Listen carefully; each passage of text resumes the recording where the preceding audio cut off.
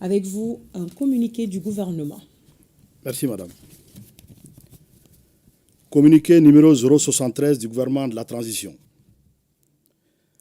Le gouvernement de la transition a le regret d'informer l'opinion que, dans la nuit du 31 mars au 1er avril 2025, un drone des forces armées et de sécurité de la République du Mali, immatriculé TZ98D, s'est écrasé sur le territoire national à Tenzawatène, cercle d'Abébara, région de Kidal. L'épave a été localisée précisément dans une zone dont les coordonnées géographiques sont les suivantes.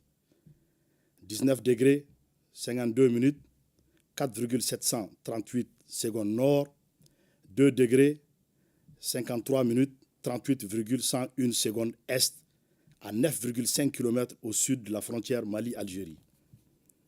Suite à cet incident, une enquête a été immédiatement ouverte.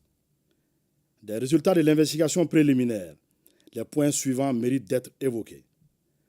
La liaison a été perdue avec l'appareil dans une position située sur le territoire malien et dont les coordonnées géographiques sont les suivantes.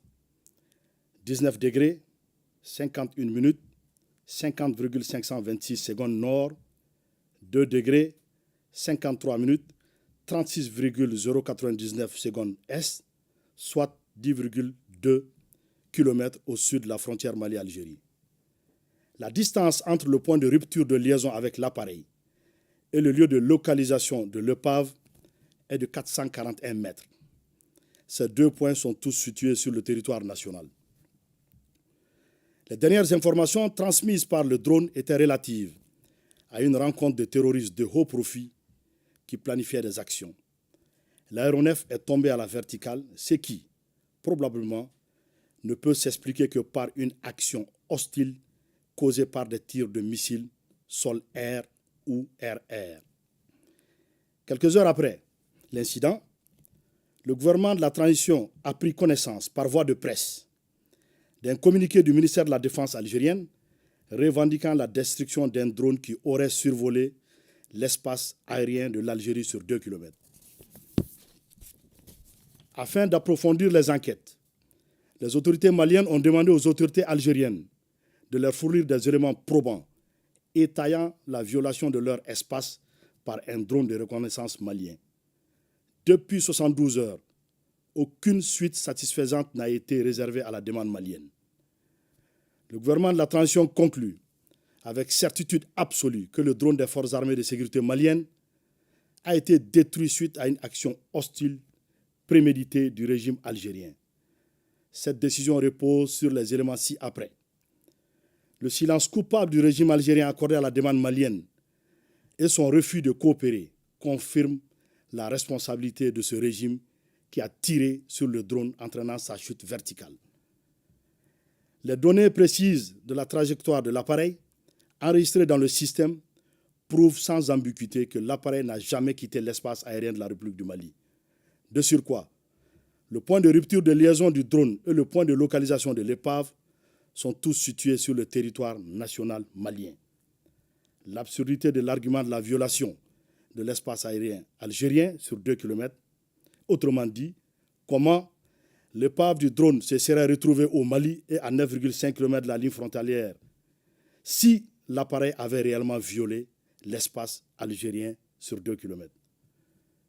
Face à la gravité de cet acte d'agression inédit dans l'histoire des relations entre le Mali et l'Algérie, le gouvernement de la transition condamne avec la dernière rigueur cette action hostile, inamicale, condescendante des autorités algériennes, dont le chef de l'État affirmait récemment à Mondovision que, je le cite, 90% des solutions maliennes se trouvent en Algérie. En outre, cet agissement prouve, si besoin en était, que le régime algérien parraine le terrorisme international. En effet, la destruction du drone a clairement pour effet, sinon pour but, d'entraver la neutralisation de groupes armés ayant revendiqué des actes terroristes.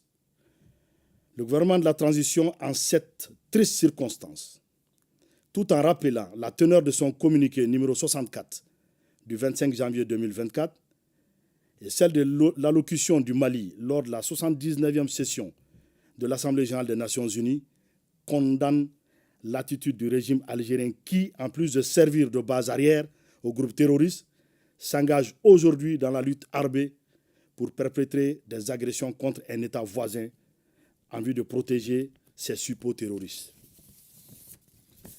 En conséquence, en réponse à cette énième provocation du régime algérien, le gouvernement de la transition décide de 1. Convoquer l'ambassadeur algérien pour protester contre l'hostilité du régime algérien. 2. Se retirer avec effet immédiat du comité d'état-major conjoint CEMOC. 3. Porter plainte devant des instances internationales contre le régime algérien pour acte d'agression.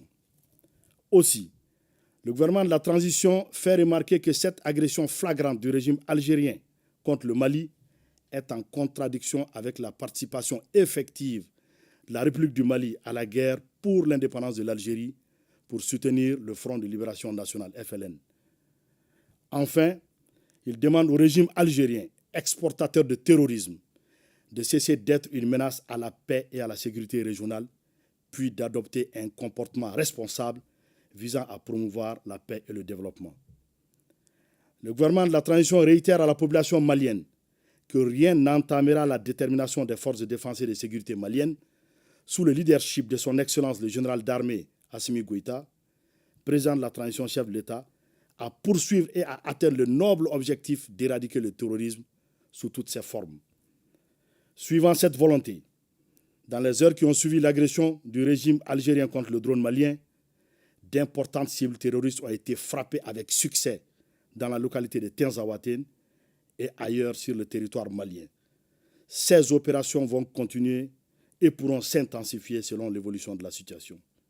Que Dieu bénisse le Mali, préserve les Maliens.